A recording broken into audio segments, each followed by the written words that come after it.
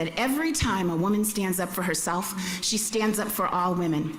Malala said, there are two powers, the pen and the sword, but there's a third one, and it's more powerful than all of them, and that's a woman. Oprah said, think like a queen. Queens do not fear failure. We just use them as stepping stones. And Madeleine Albright said, it took me quite a while to develop this voice. Now that I have it, you can't possibly think I'm going to quiet it. I would like everyone, if you're able, to stand to your feet and applaud and thank Amanda Agassi.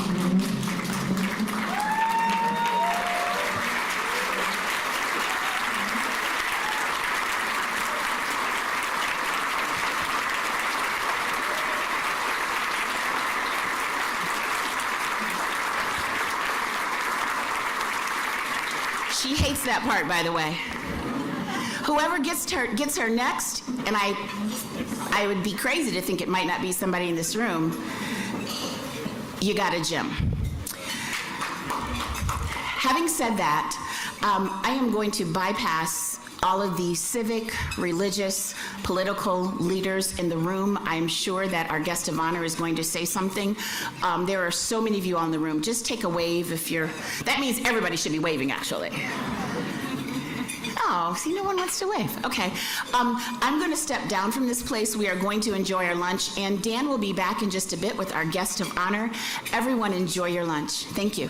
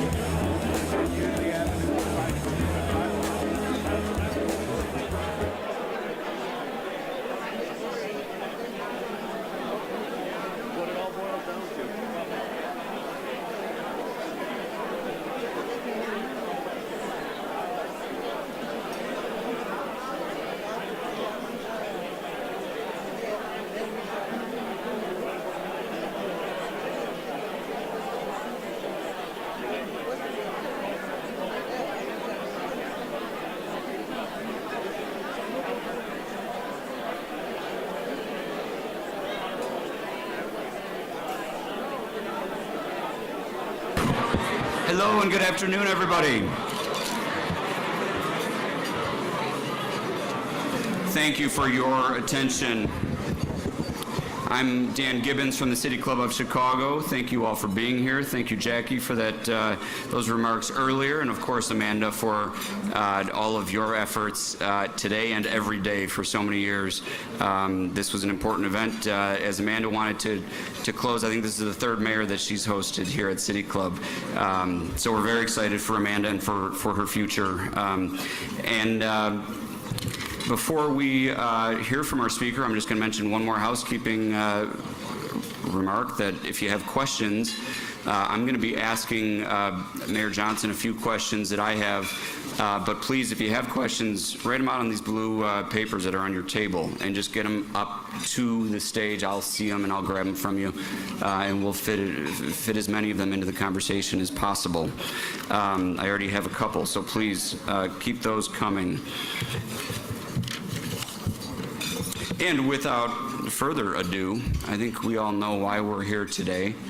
And it's an honor for me. As I said, I'll be sitting and asking a few questions later. It's an honor for me to be doing that here at City Club, where we are proud to be hosting all of you civic leaders who care so much about this great city.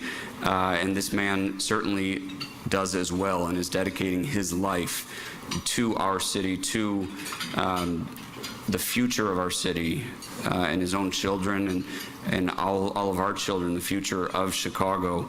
The 57th mayor of the city of Chicago, please join me in welcoming to City Club Mayor Brandon Johnson.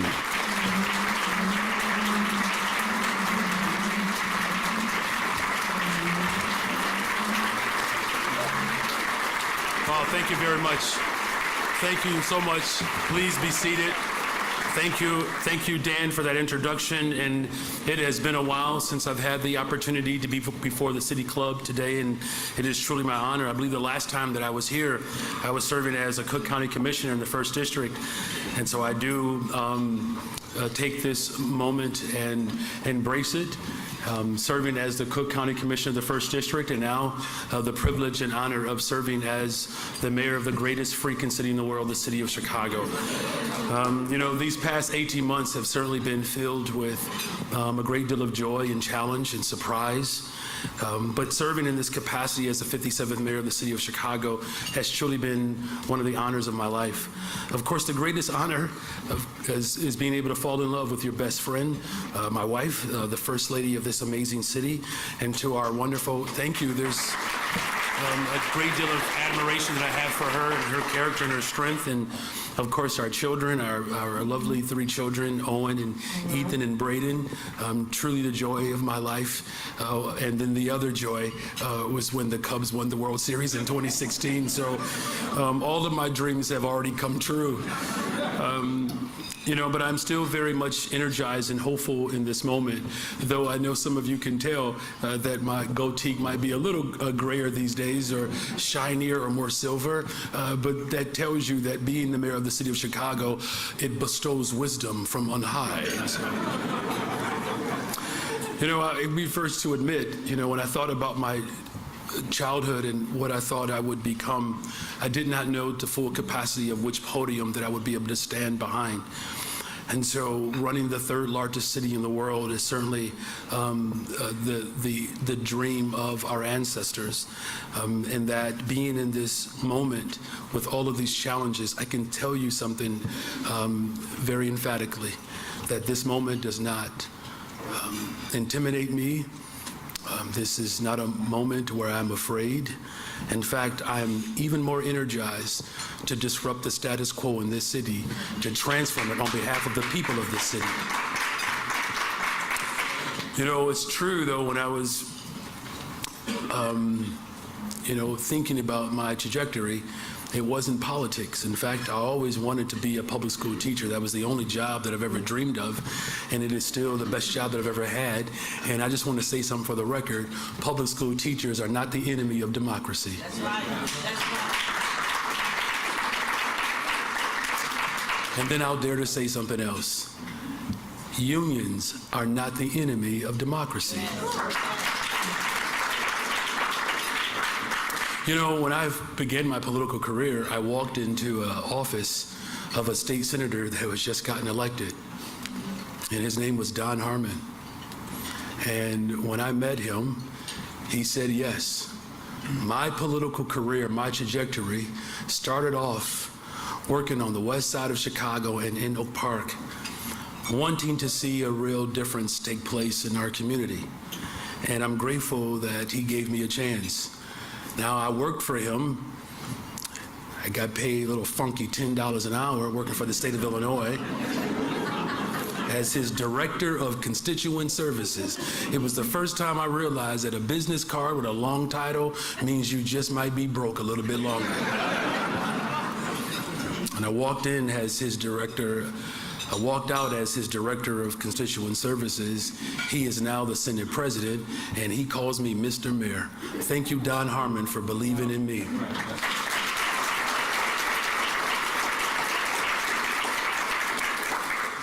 But with all of that being said, there are many hopes and dreams that still have not been realized. What it simply means, though, is that we have much work to do still. And I know we all get caught up sometimes in the day-to-day headlines. I don't read them. But I know sometimes we get caught up in the political back and forth. But I want to zoom out a little bit today, because I think it's important that we understand how these first 18 months in office have already begun to set a new course for our beloved city. When I took office, I talked about revitalizing the soul of Chicago, bringing people together, sharing ideas, and finding solutions without compromising our values. I called for our city to reject the outdated, zero-sum view of politics, and instead, let's work collectively and collaboratively to invest in the people who make this city beautiful, who make this city vibrant. But I wasn't oblivious to the steep challenges that we are currently facing. But we've answered the call. First and foremost, I want to say this and say it in a very emphatic way with a great deal of sincerity. This is not just about political spin or responding to opinion polling. I'm going to share with you real facts about where we were and where we are today. And I do understand that there's a great deal of fear and trepidation that people do have and possess.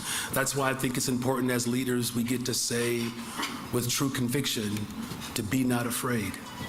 And we don't have to be afraid because all of us in here have a collective agreement and talent to make sure that the neighborhoods that have been historically disinvested in, that they become prioritized, especially communities that have been left behind for a very long time, communities that have been ridden with crime and disinvestment.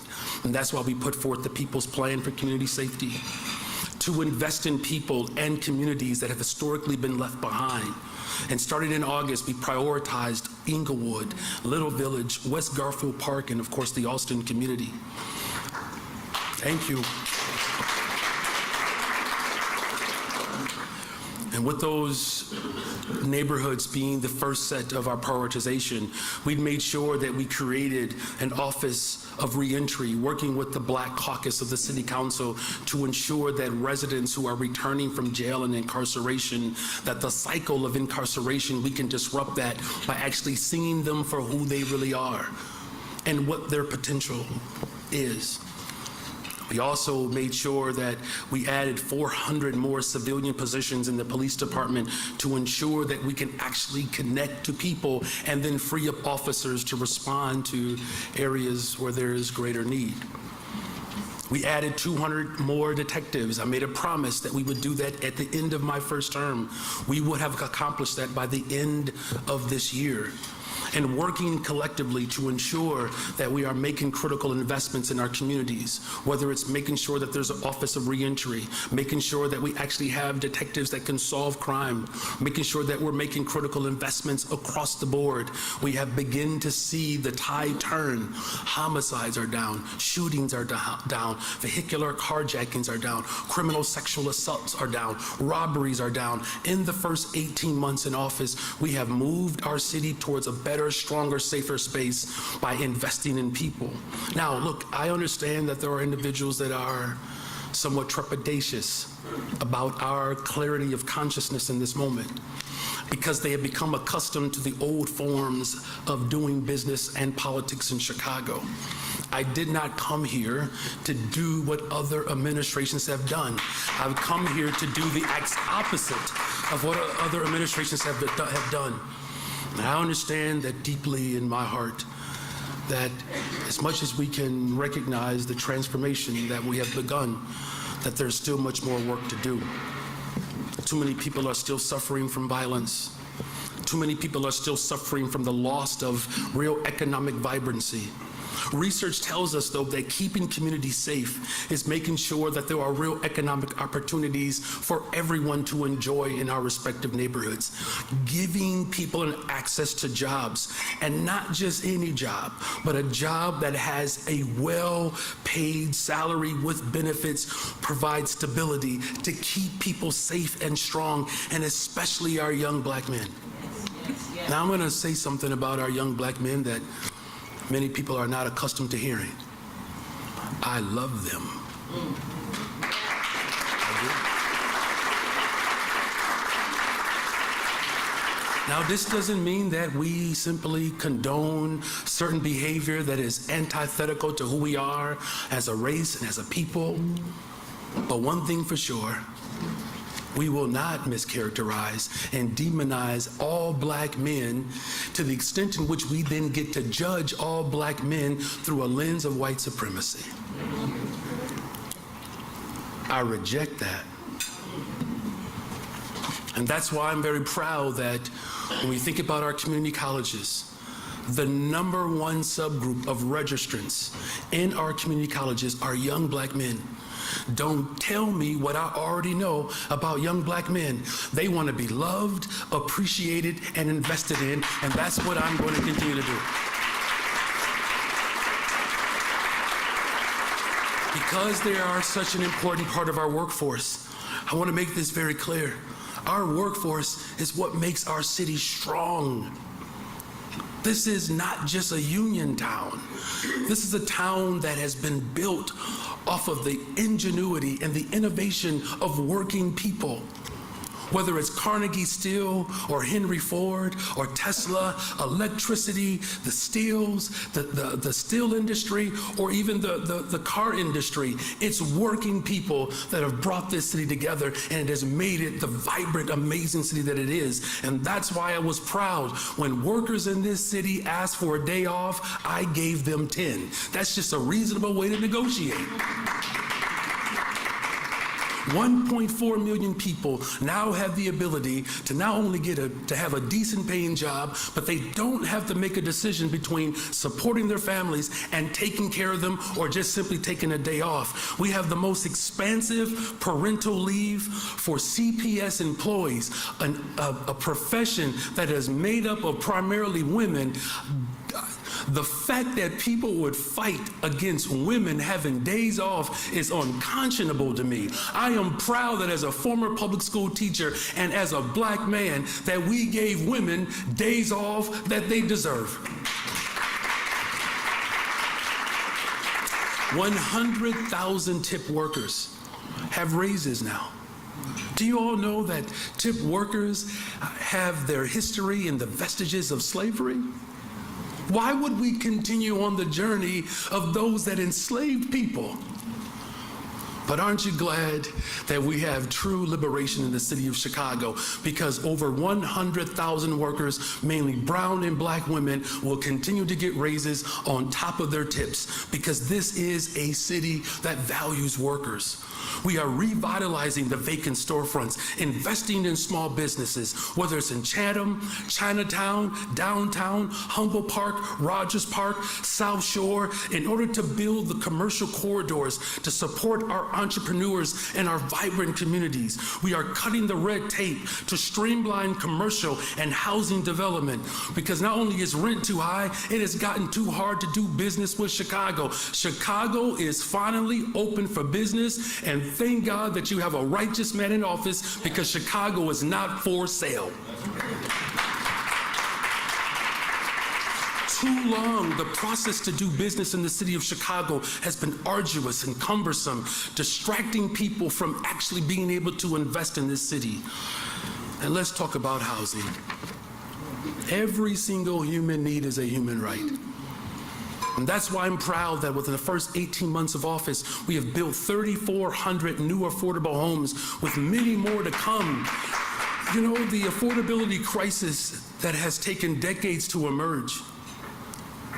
We've dealt with this pressing problem by ensuring that vacant lots can be turned over to the community so that developers that reflect the community can build homes in their own community and make them affordable. We made sure that lots in the 20th Ward, in the 24th Ward, and the 9th Ward are turned over to people who will actually do right by the people who make up those communities. And that's what business has to be. That's what politics have to be in this city. And so today, I'm grateful, though, that we respond to crisis. The new arrivals mission was one that intimidated people. Can I just say something for the record? And I'm about to close here. You hear me, Pastor Chris Harris? All right. You know there's two more coming here. Do you all know that there were asylum seekers who were on the floors in police districts before I became mayor, right? Yeah, I know that. And do you know that there wasn't a real concerted effort or a plan to figure out how we respond to that crisis?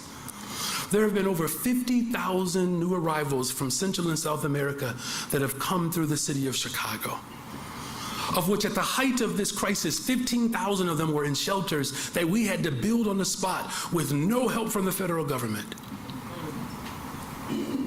Do you all know there's been 30,000 asylum seekers from the Ukraine who are right here in Chicago too? You've never heard a word about it. And this morning, there are 1,800 new arrivals who are in shelter from 15,000 with no help from the federal government. And then what we did was we took this crisis, managed it, and then guess what we did? We did what Chicagoans do. We built a single shelter one system with the state of Illinois and the city of Chicago coming together to build a system to respond to homelessness. We did not allow a crisis to break us. We took the crisis and we allowed it to build us.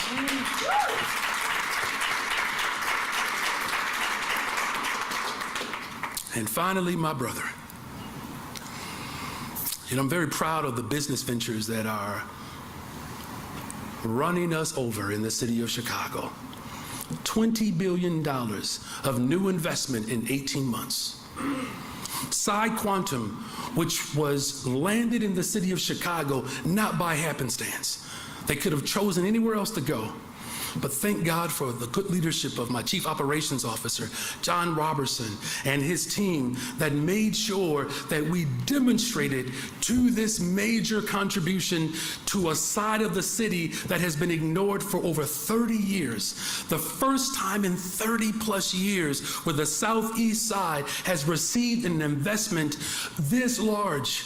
And not just Quantum, building the first quantum computer in the United States of America, only the second on the globe. 1901 project on the west side of Chicago, $7 billion, a $1.25 billion investment in housing and economic development, the largest investment for housing and economic development in the history of Chicago, and it's only been 18 months. And here's the part that I'm also very excited about, is that fact that we know that investing in our young people is front and center. Yes, yes. Let me just say this. I'm going to speak from my heart. Is that okay? That's okay. There was a passage in a moment in our scriptures where the young people were surrounding themselves around Jesus the Christ, and then people began to shoo them away. And then Jesus the Christ said that if you reject and cause a young person to stumble, you deserve death by execution. He said, tie a millstone around your neck and go jump in the lake. I will never turn my back on young people, no matter what any of you all say about them. And that's why I'm proud of the fact that in 2 years, less than 2 years, we have hired up to 28,000 young people for summer jobs, a 32% increase, of which The top 10 neighborhoods in which they come from were South Side and the West Side. And of course, the #1 community where the most young people were hired from were right in Austin. Now, if the OIG wants to do an investigation on that, it's just coincidental that I happen to live there. And I don't apologize for it. And so, and young people and business and economic development and housing, mental and behavioral health, you all. We have to see people in their most vulnerable state and be willing to invest in them. And that's why I'm proud that I'm the first administration since Mayor Harold Washington not to reject behavioral and mental health public services. We're going to reopen the mental health clinic in Roseland. We've already cut the tape in UIC Clinic on the Lower West Side, providing behavioral mental health services in Garfield Park because it is personal. Yes. It is personal. People are in pain and they are hurting. And so with all of these challenges, you all, there are some dark clouds that are gathering in our nation's capital. But we won't be intimidated. We won't cower under pressure. I'm reminded of these words. You know, Mayor Harold Washington had to deal with a similar dynamic when Ronald Reagan was elected. And one of the things that I'm actually very clear about, the abominable ignorance that is coming from the president-elect and former president is quite damning. And we will not allow tiny gods who attempt to have flexibility in the morality to use it as a way to divide us. Because this is Chicago. We don't break. And everything that has been done to destroy us, I'm confident that these are the opportunities that this generation has been waiting for.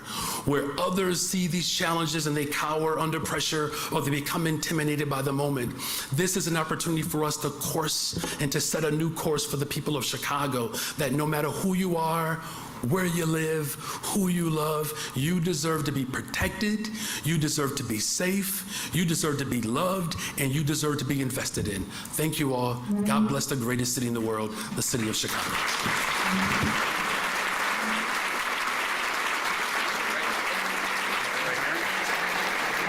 Thank you.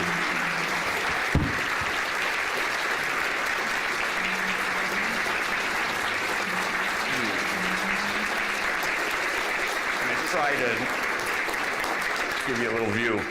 We got a tight room here today, Mayor. Yeah, where's my microphone? I'm already mic'd up here, aren't I? Okay, so let's get the tough question out of the way, okay? Thanks for that. All right, so look, I called the McCaskies, and I just told them, look, Eberflus is not the future. So, yes, I did intervene on behalf of the people of Chicago. We needed leadership change. There, I did it. It's over. You can report it, and you are welcome. So you're going to coach the Bears? Well, let me just say it like this. I have been sending in a series of plays that I fully expect the new offensive coordinator to implement. And are we going to build that stadium? We didn't really plan to go here. So now you want to have two hard questions in a row. Let me just say this about the stadium. Look, I know that there's a lot of, sort of speculation around this moment, but the $600 million debt that's owed on the old stadium is a depreciating asset, right? And so what I'm committed to, of course, is making sure that, the Bears stay in Chicago. I'm still committed to that.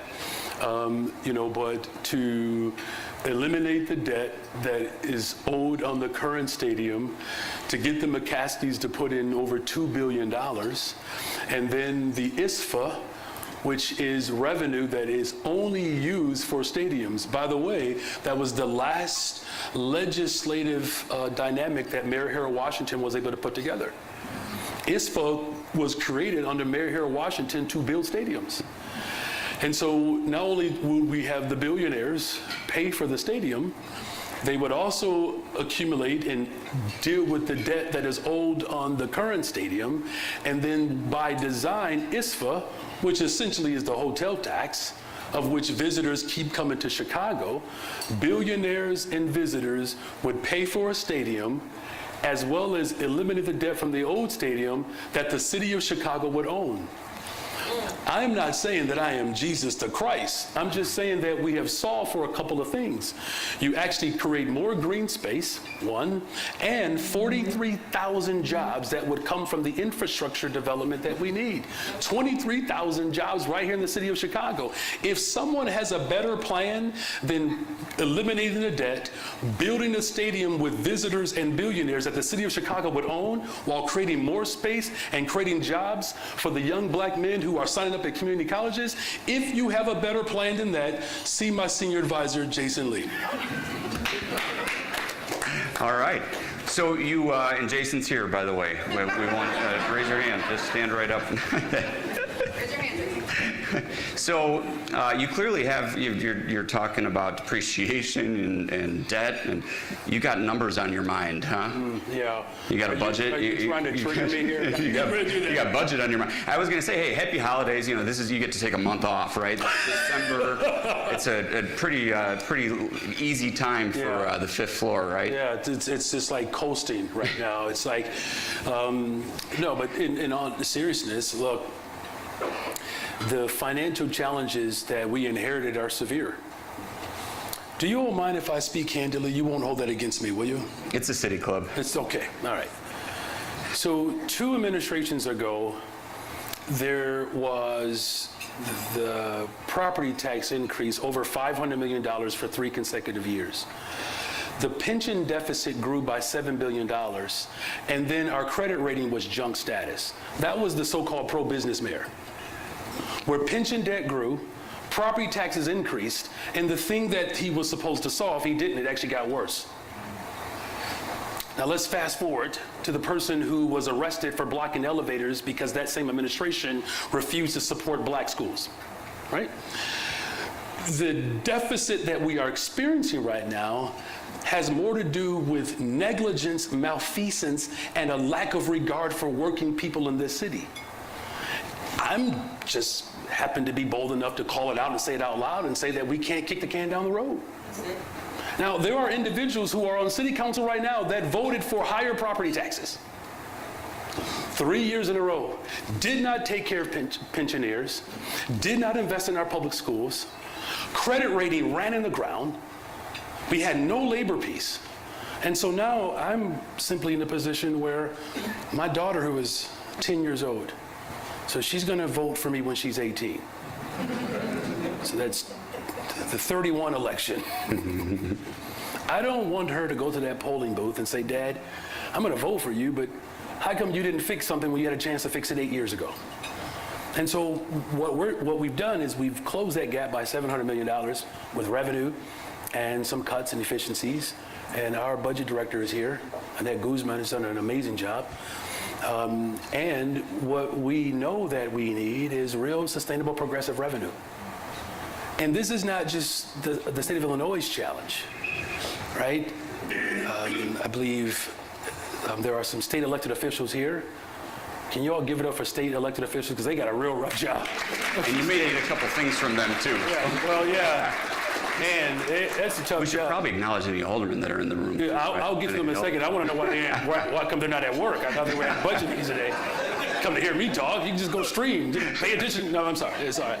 But no, we need in person. We got to be in the room for these conversations. Look, the state of Illinois knows that they're projecting conservatively a $3 billion deficit. Yeah. The state of Maryland, $2.7 billion. Right? This is a problem all over the country. And so my team, my budget team, has been working hand in glove with the governor's team around coming up with progressive revenue ideas that can actually make critical investments across the state. What we have done in Chicago, we have created a process for the first time where we've opened it up. And every alder can tell you this, especially if they served. There has never been a more transparent, open process during this budget cycle ever in the history of Chicago. I know that because they have told me that. Do you know there are some alders who have never invited to the fifth floor by previous administrations? Never. And so it's coming up with progressive revenue to make sure, here's the bottom line, we cannot afford to continue to cut services. Just can't. And when I go all over the city of Chicago, no one runs me down and says, Mayor, could you please cut the DFSS budget? because we just think that you're just spending too much money in trying to solve homelessness. No one says, Mayor, oh Mayor, could you just cut the services in streets and sands? Because my goodness, all the trees that have already been trimmed, we just don't need it anymore. No one is asking me to lay people off. Even if they did, I would respectfully reject it. And so this budget process is about opening up a dialogue that the people of Chicago have been deserving of for generations now. And look, I'm going to do my job. My job is to present a balanced budget. It is the city council's job to pass one. Now, I'm working with them collectively. There are some smart people. There are some smart people. And so with that, thank you to all the alders who are in the building today, especially the smart ones. Thank you for being. You all can determine who you all think are the smart ones. But they're very gracious, and I'm grateful that they have embraced the collaborative in chief narrative and nature that I bring to the political space. And a budget really is, it's more than line items and accounting. It's a roadmap, right? I mean, it's a roadmap for what you want to happen and how your policy is going to be carried out. Yeah. So what are we going to see that shows your priorities that we maybe haven't seen? That's a great question, Dan. So look, we're going to expand youth employment. We are. My goal is to see opportunities grow for young people to find their purpose. So that's in the budget. Making sure that we are building more affordable homes. I know it probably doesn't feel like this when you're driving around Chicago, but do you all know we can conservatively fit 400,000 more people in Chicago? I know folks just got real nervous. I bet you that congestion tax sounds real good right now. The preview into. But we really can get up to 700,000. The challenge that we have is that we have to build more affordable homes faster. Like as I said, 3,400 within the first 18 months, we're going to continue to do that. You're also going to see in this budget my commitment to behavioral and mental health. Look, many of you have probably already heard my story about my personal journey and what it was like to grow up with a big brother who had mental illness, but we didn't have a name for it. And I've always shared this story. You know, my daughter, who's 10 now, I've shared this story before, but it's apropos for this moment. You know, we're having a back and forth towards the end of the pandemic. We were just, getting a little bit frustrated of spending so much time together. And in the middle of that conversation, we're going back and forth. And then she interrupted me, Dan, and she said, Dad, you are triggering me. I know. Yeah, that was, look, there are times where I have to fight to make sure I don't lose my black card. That was a tough one for me, Dan. This sounds like some of your interaction with the press sometimes. Well, I tell you this, they certainly know I'm black in the press, but the fact that a black dad is going back and forth with his little daughter is problematic, right? But what I was especially appreciative was of that she was bold enough and felt comfortable to tell me that she didn't feel right. Her uncle, who she never met, didn't feel comfortable. Mm-hmm. And he died addicted and unhoused. And so all of these administrations that have been so animus towards behavior and mental health, where you literally had black families in particular, brown families, blocking themselves and chaining themselves to mental health clinics, and you actually had an administration that ignored them. I'm not going to do that. And what you're also going to see in this budget is a commitment to community safety. Whether it's the 3 brand new helicopters, I believe 2 more will land in Chicago in a couple of weeks, making sure that the 200 detectives that I promised that we would have to solve crime in Chicago, that's still in this budget, and really just making sure that we're growing our economy. Small businesses in this city, it's the one area that I just want the city to appreciate more. It's the small businesses that continue to allow for neighborhoods to thrive. And so when I talk about the $1.25 billion investment, $625 million is set aside for small businesses. We're gonna grow and plant up to 525 new small businesses. The last thing that you're gonna see in this budget, I'm gonna go back to housing, is a revolving loan, essentially, that will allow us to build more affordable homes, particularly affordable rental units, faster. And then those dollars are recycled within this particular program that allows us to continue to grow our affordable rental units. So all of that is in this budget. My vision for Chicago is pretty simple, is that we invest in the people of this city to ensure that everyone in this city has more than enough. And that we don't have to settle for this zero-sum competition where people believe that they don't have because someone else is taking from them.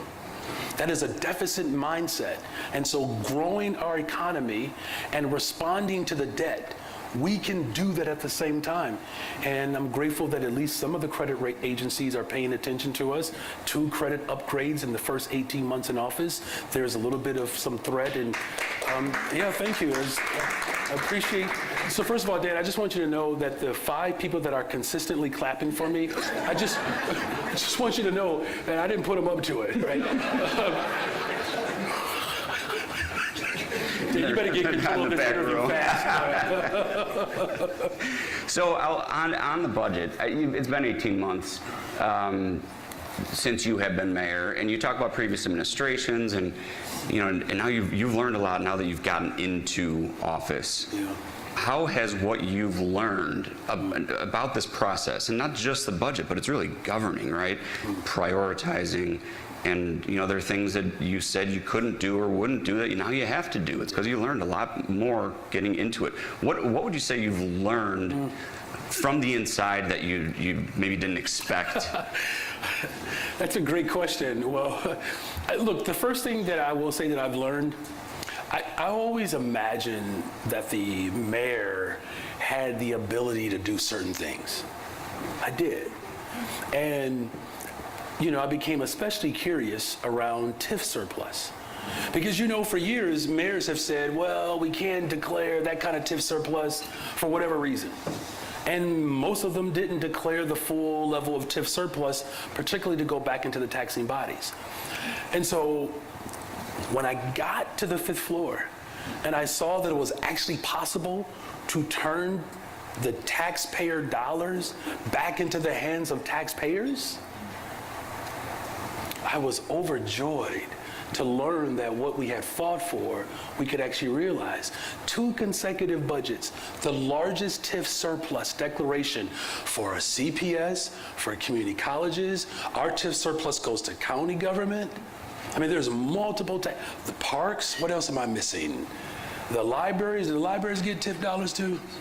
They do, right? My budget director is always here to make sure I know what I'm talking about. As is our commissioner, our yes, library and, commissioner. yes, and Commissioner Brown is like, yes, it does. And thank you very much, Mr. Mayor. And so I learned that there are things that we can do. Now there are some limitations to the role, right? And what I've learned is that there are things that take longer because they were designed to take longer. And that's frustrating. So what did we do? We put the Cut the Tape initiative into effect, where things that have taken 9 months, which has been a distraction and discouragement for businesses, we've been able to reduce it to 6 months. There are things that I will be able to work with City Council around how we can speed government up. I think the other thing that I've learned, which is actually quite humbling, is that there's no task too small. There's no task too small. There's a young woman here who has stopped me 3 times at 3 different events to tell me the same thing. And it's a very small element where most people don't pay attention to, but it could have a tremendous impact on so many people. And sometimes it's the small things and the little things that get ignored that could metastasize. And that is problematic, and that's something that I am working through. So there are lots of small things, there are lots of big things. You mentioned public safety, housing, education, mental health. I mean, we could talk all day just about any one of those issues. Let's go to public safety for a minute. We have a new state's attorney as of yesterday, well, as of a month or so ago, but sworn in yesterday. Actually, it was it's nice to see Superintendent Snelling there with her at her swearing in. Do you see more collaboration coming because of that? And how is that going to affect public safety in Chicago. And as you've talked about stats are getting better, things are getting better, but we're still seeing a lot of crime. Everybody is. You're seeing it. You get calls every day, I'm sure.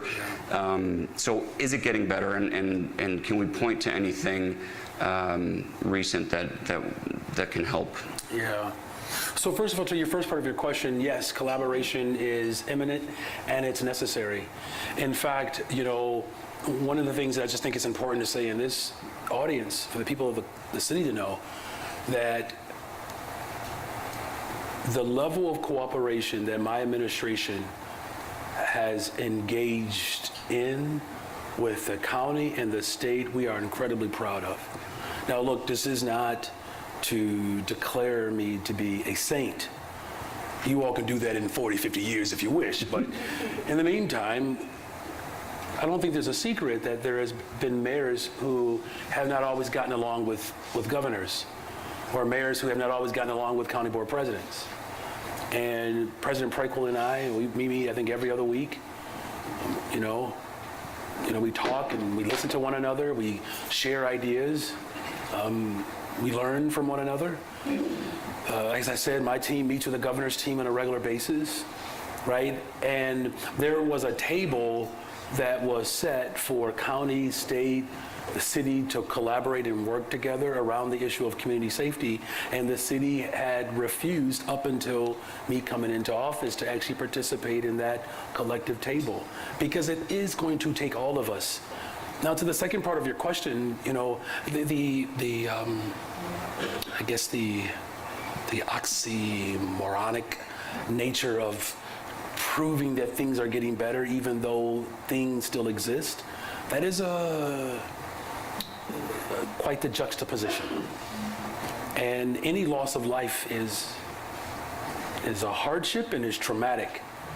And we've experienced a lot of that in this city. Now, things are trending in the right direction. I don't think it's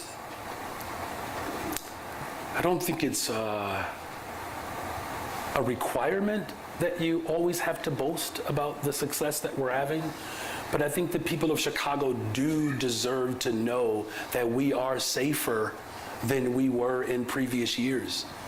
I know what it feels like, because I'm the first mayor likely in the history of Chicago to wake up in one of the most disinvested and violent neighborhoods in Chicago. And so the trepidation and the anxiety that parents experience when they send their kids out, that's real. I know that. I know when I taught my oldest to ride his bike and how I would have to give him instructions on which way he could go in order to get to the park so he can practice soccer or hit off a tee. Like, these are life decisions that people make every single day. And as a city, we should be offended and insulted that other people are defining who we are. Yes, we have work to do. But in 2025, we have the opportunity for the first time in over a decade to have less than 500 homicides. Now, this is what I'm saying, how awkward that is. Any loss of life, but we have an opportunity for less life to be lost if we actually put in the hard work, roll up our sleeves, and not allow the narrative that comes from the outside to determine who we are as a city. Like, for real, you all, we are Chicago.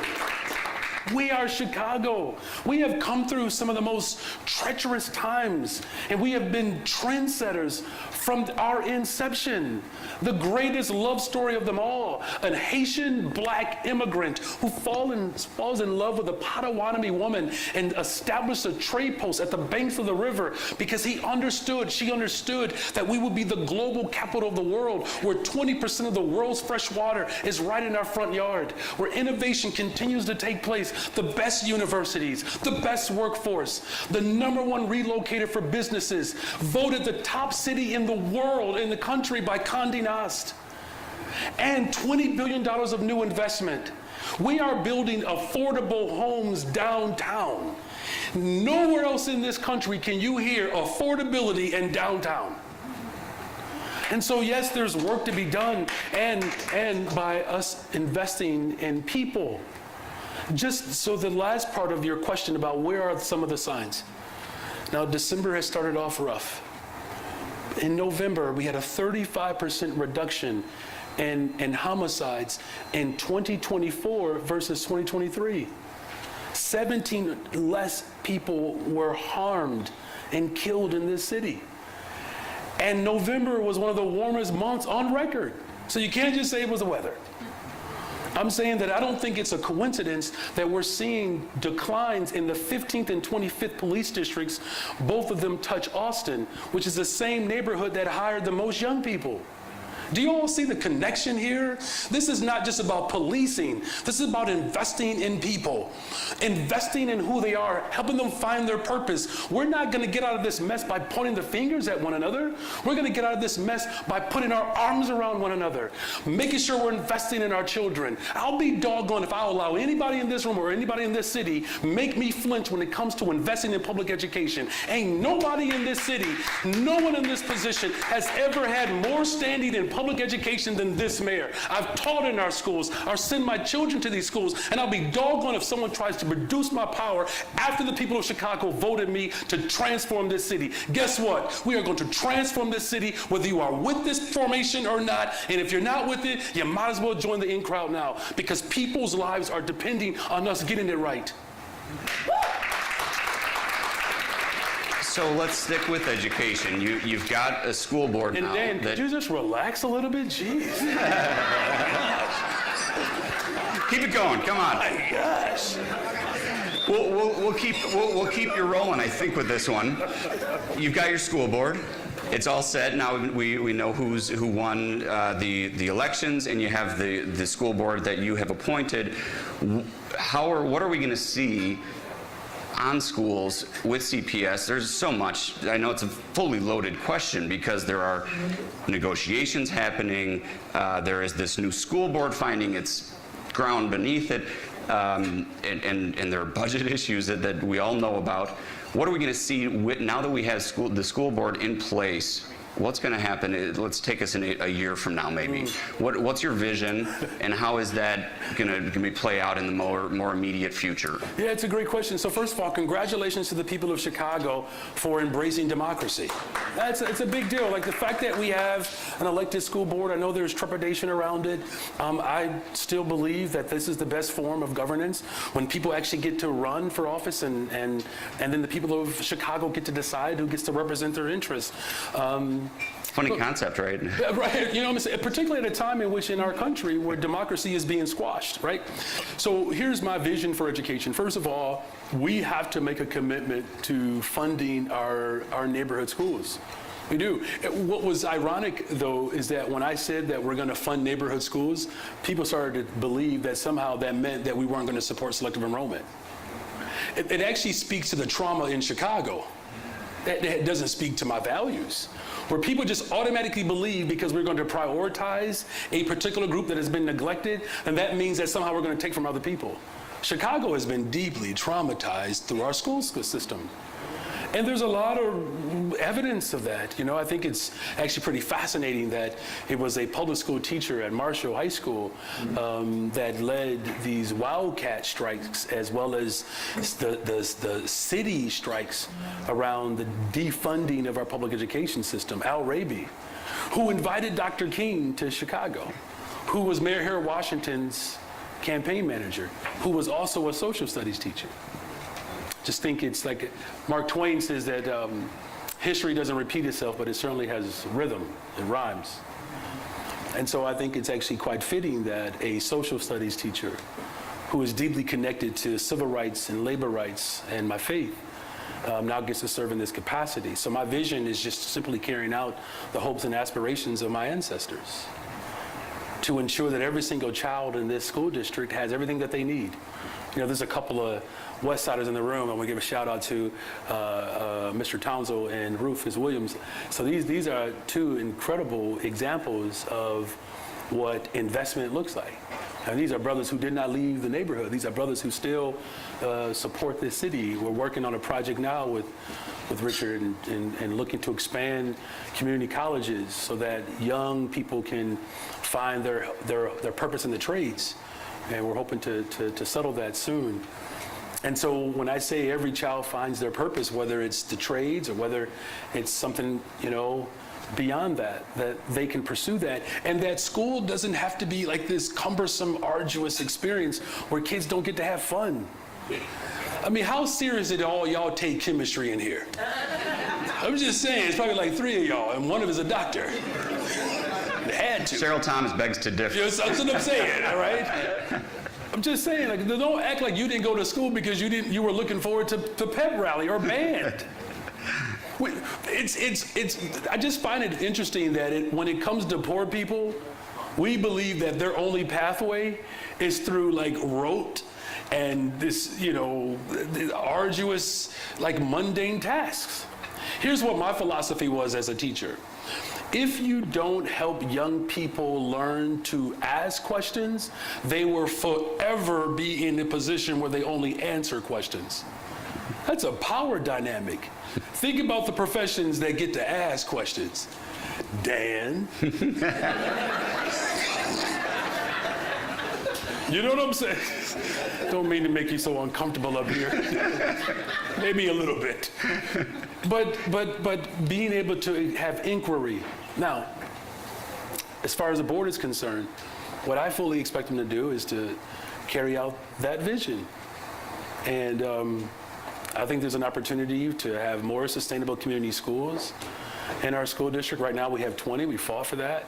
Sustainable community schools allow for real community input and really control over what that local school community deserves and needs.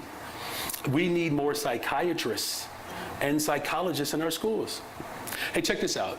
I don't know if you all are aware. Do you know when we are preparing for war, the U.S. military, they send doctors who will perform their duties during war. They send them to hospitals in black communities because that is the closest to what they're going to experience in war.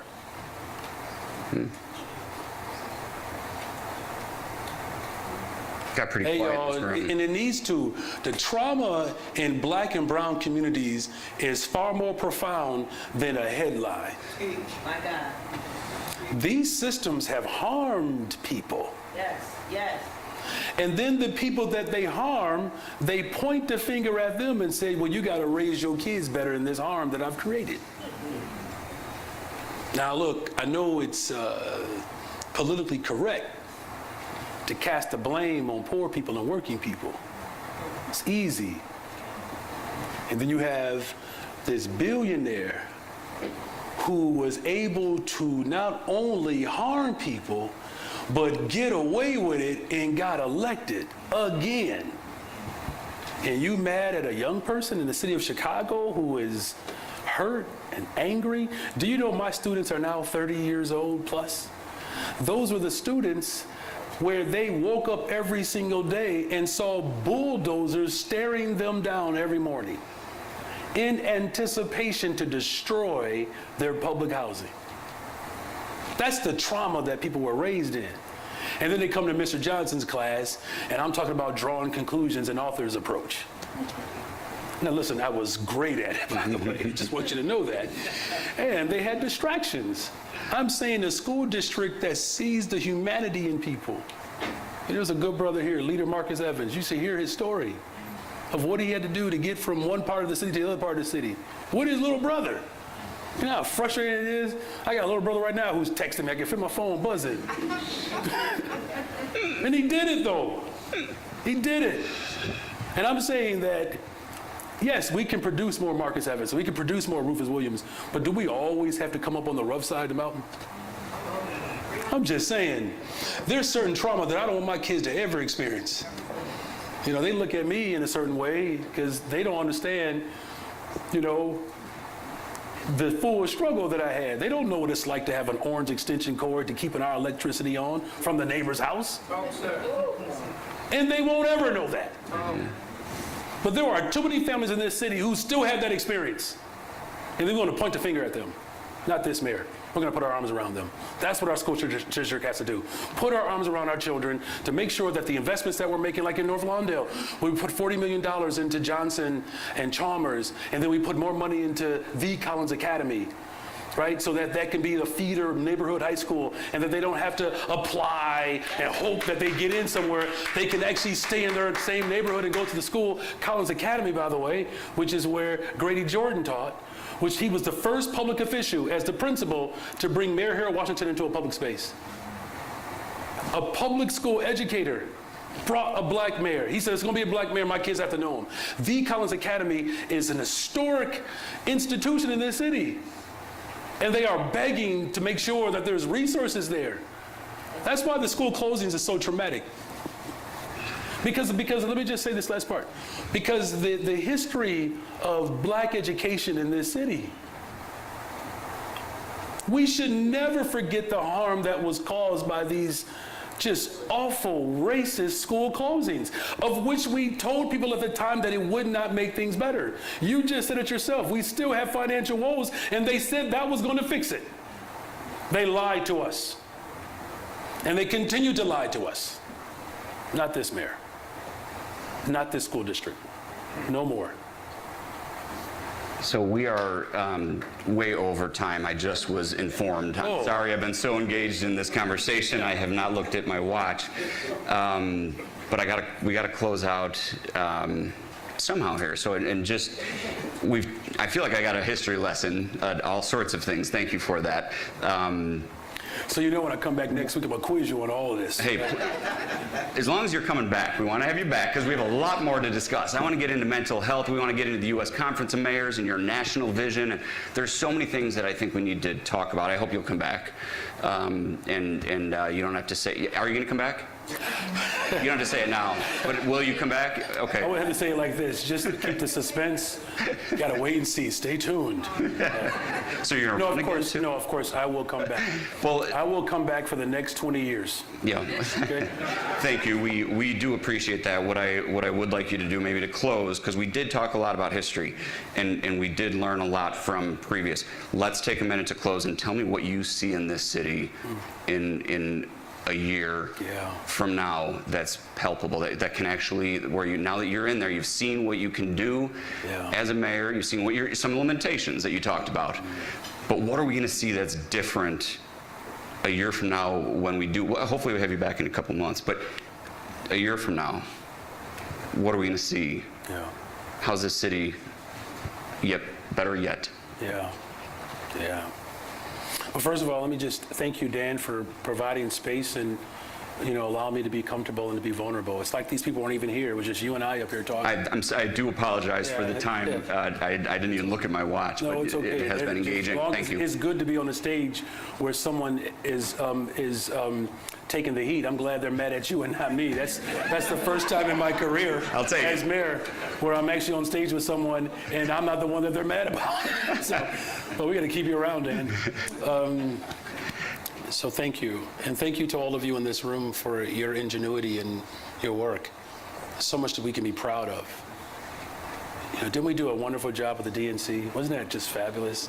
Come on, give yourselves a hand. It was awesome. Full city effort, right? It was a full city effort. Including City Club, Yes. You all did an amazing job. And the city of Chicago, look, we really shined. This is a proud moment. We made history, even though the election didn't go the way that I wanted to go, and had a chance to travel 5 different states, battleground states, and speak on behalf of Vice President Harris, and wish her all the best in her future. I think for the people of Chicago, what we should look for is that there are 4 areas that I believe that you all should judge me on. How are the children? It's a question that in my ancestral roots, that's the question we always ask. How are the children? I think that's an area that I believe that we will continue to get stronger on, and grateful Chicagoland Chamber of Commerce. Thank you, Jack, for being here and the commitment to the business community to help us hire young people. There's a real collaborative effort there. I think the other thing that will be different about 2025 is, a real commitment to responding to homelessness in this city. there's a lot of developers in here. I'm very proud of the work that many folks have done. LZ Higginbottom's just been building and building and building. It's finally good to be in a room where I can shout his name out. I know I'm important now because LZ is in the room with me. But there are other developers that recognize their assignment, and so many other people, thank you, Robert, for his just innovation around technology and finding more efficiencies in government and his great ideas. But building more, that will be improved. That'll be better. I think the third thing too is, this national platform that we have. I get a chance to go all over the country and all over the world. And the last time I was in New York with the Clinton Global Initiative, there were mayors from all over the country who were just appreciative of our stance and our response to the migrant mission.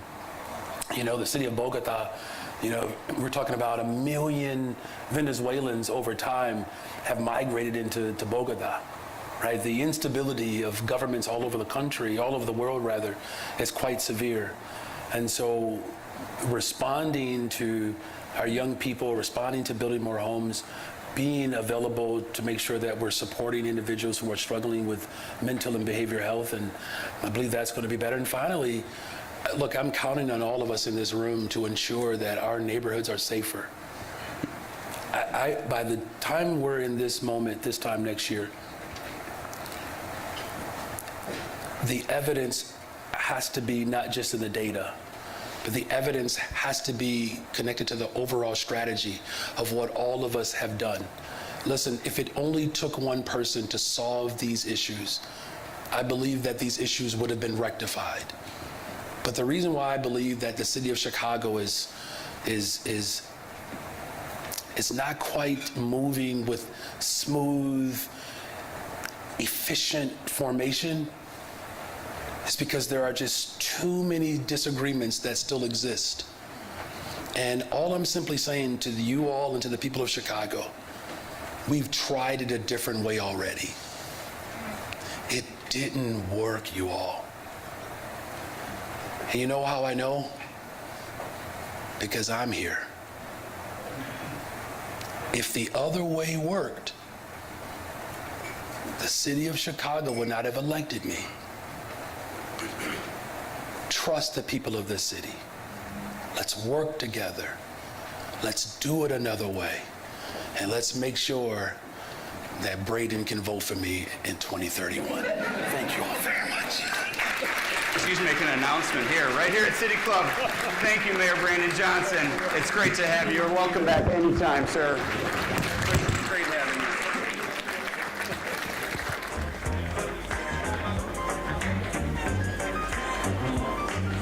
I've been thinking about you.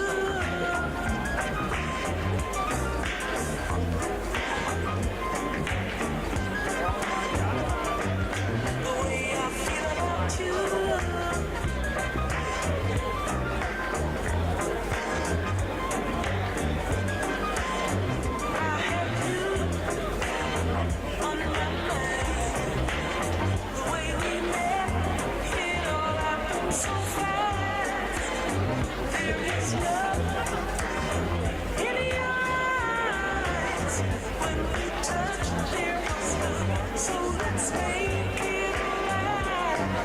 Sometimes you can't tell if love is free.